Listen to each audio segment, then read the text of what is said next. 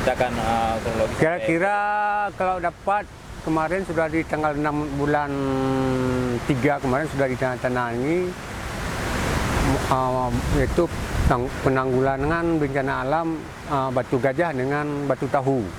Itu sudah setekan kontrak di Banda Aceh, termasuk kecil kami untuk menyaksikannya sepanjang 210 meter. Tapi belum dilaksanakan, Pak? Sudah tekan kontrak, tapi kan rencana dalam bulan ini.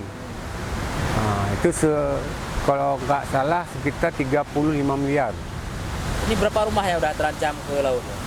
Yang baru kira-kira satu rumah. Tuh kakak itu yang sudah pindah mengungsi ke Belang Berendang. Oh, sudah ada yang mengungsi, Pak? Tuh kakak tuh yang di belakang Satu kita. rumah yang udah mengungsi, Pak? Yang udah mengungsi. Pak, ada bangunannya sudah kena, Pak, rusak. Itu di belakang itu Ada berapa, Pak? ada kira dua. Dua rumah. Nah, dua rumah yang udah mengungsi.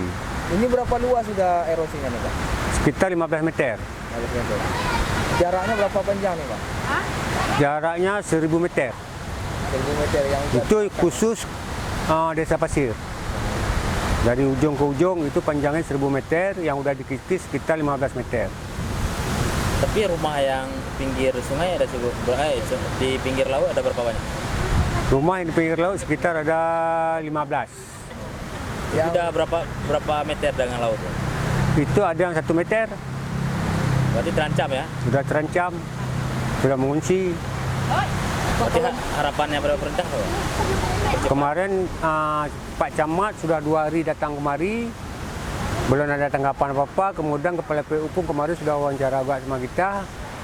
Saya bilang itu lebih tahunya Pak Kepala PU jumpai aja Pak Kecil kami, karena dia yang sudah ke Banda Aceh menandatangani masalah penanggulangan bencana alam yang dibuat batu gajah dengan batu tahu.